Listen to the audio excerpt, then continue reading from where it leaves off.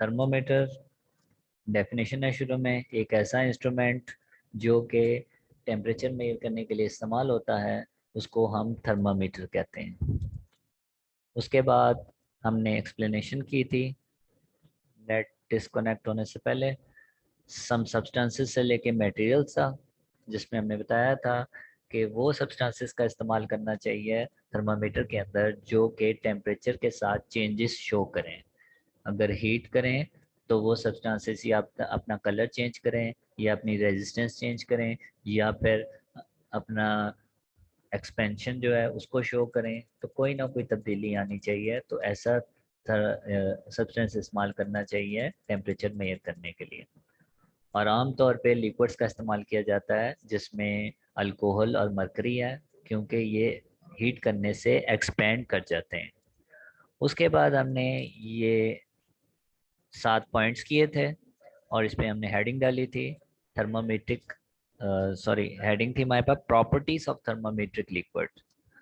और हमने last time पढ़ा था कि लिक्विड्स जितने भी इस्तेमाल किए जाते हैं थर्मामीटर के अंदर, उनको विजिबल होना चाहिए, दिखाई नज़र आना चाहिए ताकि हम रीडिंग ले सकें। यूनिफॉर्म एक्सपेंशन होनी चाहिए, गर्म करने से बराबर बराबर एक्सपेंड को करे, कम ज़्यादा ना करे। फ्रीजिंग पॉइंट कम से कम होना चाहिए ताकि ठंडी से ठंडी चीज़ हम उसका टेम्परेचर मालूम कर सकें। बॉइलिंग पॉइंट ज़्यादा से ज़्यादा होना चाहिए ताकि हम गर्म से गर्म चीज़ का टेम्परेचर मालूम कर सकें। It should not wet the glass, glass को गीला नहीं करना चाहिए। जिस तरह मरकरी है थर्मामीटर के अंदर एक्सपेंड भी होता है और वापस भी आता है, अपना कोई स्पॉट छोड़ के नहीं जाता है, जबकि पानी अगर ऊपर नीचे जाता तो वो अपना कोई ना कोई निशान छोड़ जाता। उसके बाद good conductor of heat, obviously अच्छा कंडक्टर होगा हीट का, तो तभी वो एक्सपेंड और कंट्रैक्ट कर सकेगा। और लास्ट में स्मॉल स्पेसिफिक हीट होनी चाहिए उस सब्सटेंस की। स्पेसिफिक हीट के बारे में मैंने बताया था कि हमारा नेक्स्ट टॉपिक है आगे, वो हम डिटेल में पढ़ेंगे। तो फिलहाल ये याद रखें स्पेसिफिक हीट उसकी कम से कम होनी चाहिए। उसके बाद है हमारे पास liquid in glass thermometer. Liquid in glass thermometer जो है बेसिकली ये लिक्विड इन ग्लास थर्मामीटर की कंस्ट्रक्शन है। आप इसके आगे जो है वो ब्रैकेट में लिख सकते हैं construction, liquid in glass thermometer, और आगे ब्रैकेट में लिख सकते हैं कंस्ट्रक्शन। इसमें हमने डायग्राम भी नीचे जो बनी हुई है ये डायग्राम भी बनानी है। हमने बताना है कि ऐसा थर्मामीटर जिसमें लिक्विड यानी कि मरकरी वगैरह का इस्तेमाल किया जाता है, वो एक कैपिलरी ट्यूब पर मुश्तमिल होता है जिसके अंदर एक फाइन बोर यानी कि बारीक सा एक सुराख मौजूद होता है, और एक साइड में एक बल्ब लगा हुआ होता है। ये जो आपको साइड में नजर आ रहा है लिखा भी हुआ है बल्ब, एक साइड में एक बल्ब लगा होता है जिसके अंदर मरकरी फिल कर दी जाती है। और इसको जब किसी भी सब्सटेंस के अंदर डालते हैं तो ये एक्सपेंड कर जाती है मरकरी। एक्सपेंड होने से जो है ये फाइन बोरिंग के अंदर जो है यानी कि बारीक सा जो सुराख है उसके अंदर आगे की तरफ मूव करना शुरू कर देती है, और फिर आसानी से जो है वो रीडिंग हम नोट कर सकते हैं। और ये जो सिलेंड्रिकल थर्मामीटर होता है ये अच्छे ग्लास का बना होता है, मोटे थिक ग्लास का बना होता है, और ये हमें चीज़ों को बड़ा करके दिखा देता है। तो बारीक सी जो अंदर सुराख है जिसमें मरकरी आगे पीछे मूव कर रही है, तो ये जो ऊपर शीशा लगा हुआ है ये हमें मरकरी को थोड़ा सा बड़ा करके दिखा देता है। तो ये सिलेंड्रिकल लेंस की तरह काम कर रहा होता है। तो ये था हमारे पास लिक्विड इन ग्लास थर्मामीटर। उसके बाद है हमारे पास नीचे जो डायग्राम आपने बनानी है, डायग्राम के फौरन बाद नीचे जहां मरकरी लिखा हुआ है आपने हेडिंग डालनी है मरकरी की। और मरकरी की हेडिंग जो है वो अप टू मटेरियल्स तक।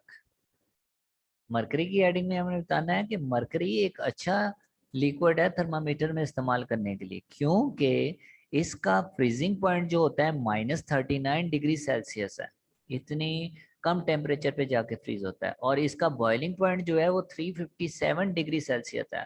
इतना हाई टेम्परेचर पे जाके ये बॉयल होता है। तो इसके दरमियान दरमियान ये रीडिंग जो है ये आसानी से मालूम कर सकता है, इसलिए इसको हम इस्तेमाल करते हैं।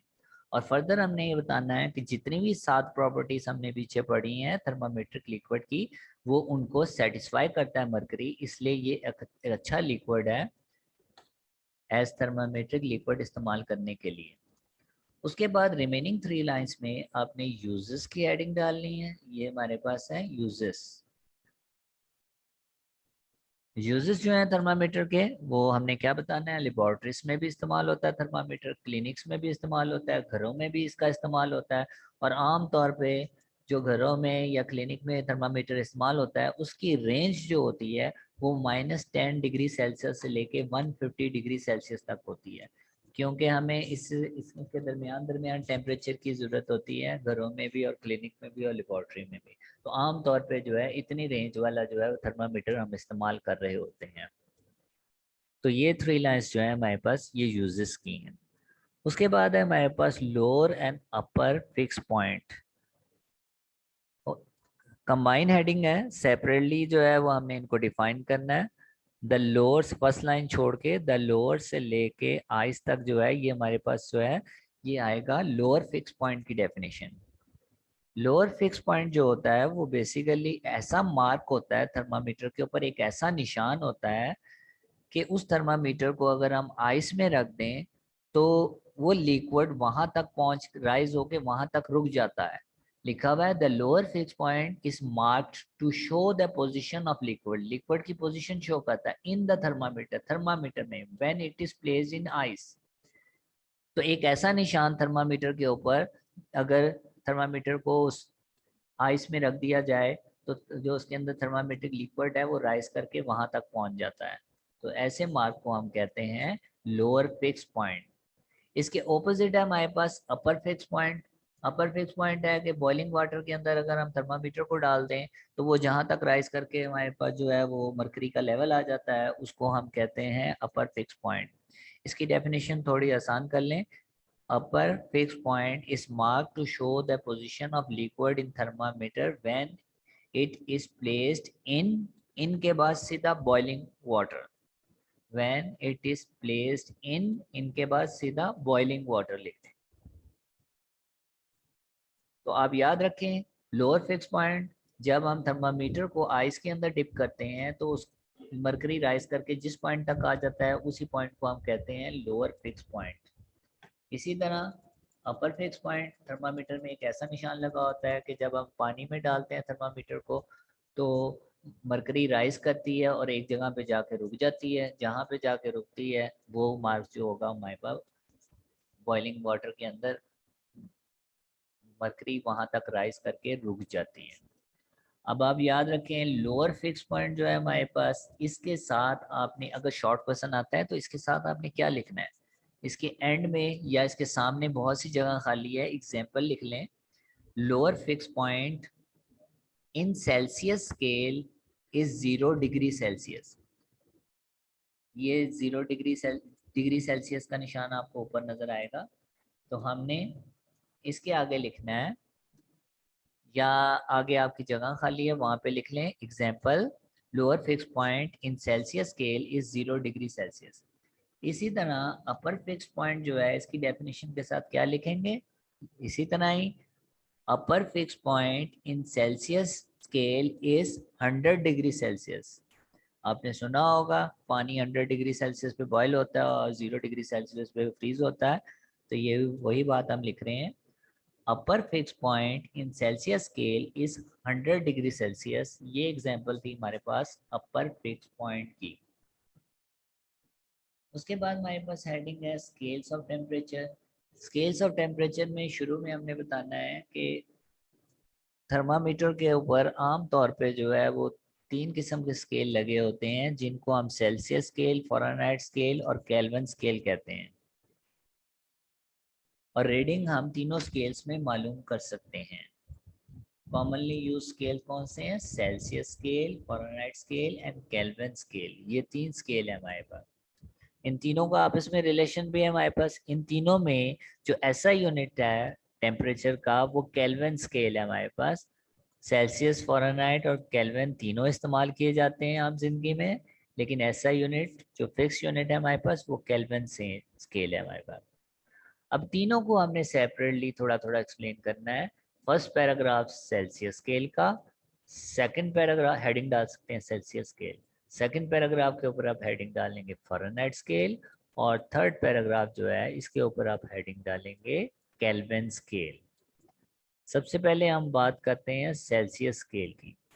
सेल्सियस स्केल जो होता है इसका लोअर फिक्स पॉइंट जो होता है, जो कि हमने एग्जांपल में भी लिखा था, वो 0 डिग्री सेल्सियस होता है और अपर फिक्स पॉइंट जो होता है वो 100 डिग्री सेल्सियस होता है।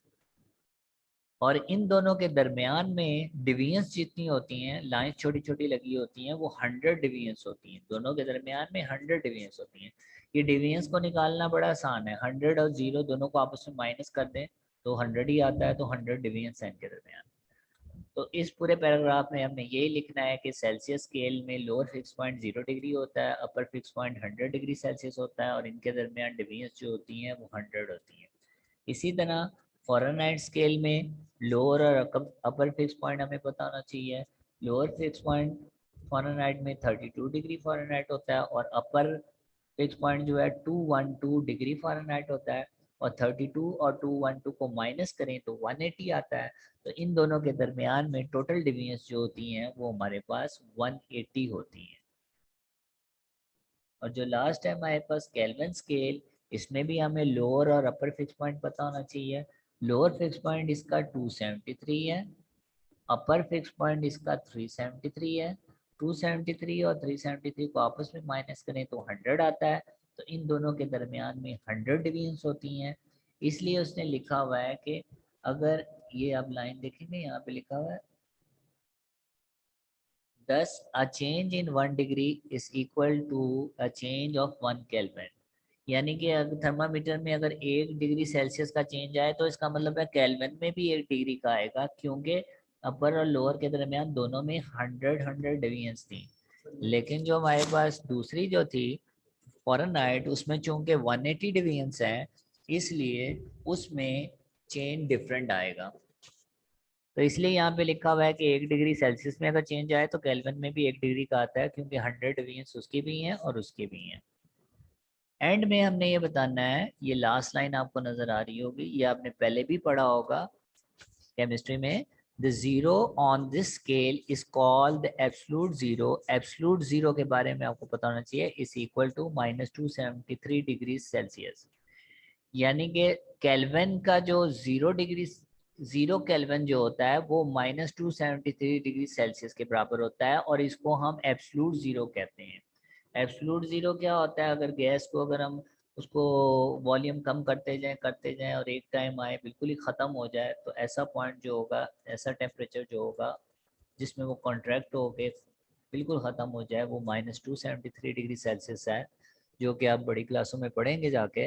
लेकिन ये अभी तक अचीव नहीं किया गया, जिसमें कॉन्ट्रैक्ट होते होते जो है वो ऑब्जेक्ट जो है वो बिल्कुल डिसअपेयर हो जाए, क्योंकि इतना टेम्परेचर भी अभी हासिल नहीं हुआ। लेकिन ग्राफिकली हम देख सकते हैं, जब ग्राफ बनाते हैं तो कॉन्ट्रैक्ट करते जाते हैं तो ग्राफ जो है लाइन एक्सटेंड करें तो वो -273 डिग्री सेल्सियस पे जाकर रुकती है।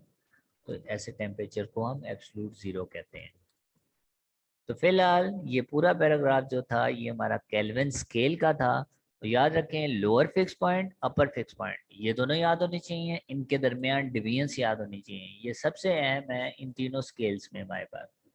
एंड में आपने ये डायग्राम बनानी है जो साइड में बनी हुई है, सेल्सियस स्केल, फ़ारेनहाइट स्केल, ये जो डायग्राम बनी हुई है इसमें जितनी भी नंबरिंग हुई हुई है, नंबरिंग इतनी इम्पोर्टेंट नहीं है, लेकिन क्या चीज़ इम्पोर्टेंट है, ये जो डॉटेड लाइन ऊपर लगी हुई है, एक ऊपर और एक नीचे लगी हुई है, जहाँ पे सेल्सियस लिखा हुआ है तो आपने ये डॉटेड लाइन थोड़ी सी ऊपर नीचे अपनी जगह से मिसप्लेस हुई हुई है किताब में, तो जहाँ पे डॉटेड लाइन नजर आए वहाँ पे आपने 0 शो करना है सेल्सियस में। इधर जहाँ पे डॉटेड लाइन नजर आ रही है वहाँ पे आपने शो करना है 32, और इधर जो डॉटेड लाइन है यहाँ पे आपने शो करना है 273, यानी कि लोअर फिक्स पॉइंट। अपर की बात करें सेल्सियस में तो यहाँ पे आपने 100 शो करना है। अपर की बात करें फ़ारेनहाइट में तो आपने यहाँ पे 212 शो करना है, 212 डिग्री फ़ारेनहाइट। और अगर हम केल्विन की बात करें तो यहाँ पे आपको 373 नज़र आना चाहिए। तो ऊपर वाली लाइन जो है वो प्रॉपर लगी हुई है, नीचे वाली लाइन मिस प्लेस होकर थोड़ी सी ऊपर हो गई है। बेसिकली इस जगह पे आनी थी ये लाइन 0, 32 और 273 पे ये लाइन आनी थी। दरमियान वाले मार्क्स जो हैं वो सिर्फ आप डिवीजन्स छोटी छोटी करके शो कर सकते हैं, इसके अलावा आपको शो करने की ज़रूरत नहीं है। तो ये तीन जो हमारे पास मौजूद हैं, तीन जो हमें नज़र आ रहे हैं थर्मामीटर्स, ये हमने ड्रॉ करने हैं इसके साथ।